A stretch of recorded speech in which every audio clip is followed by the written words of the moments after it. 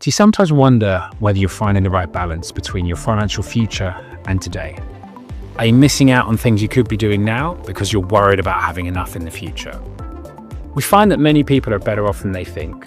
They're actually good at balancing day to day. They don't overspend their salary and go up into debt.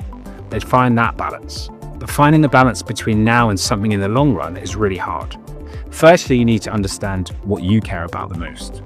Is enjoying that holiday now much more important than retiring 3 years earlier in the future? The good thing is it's normally not as big a trade-off as that. Finding your balance, though, involves having clarity about your current position and where you're headed.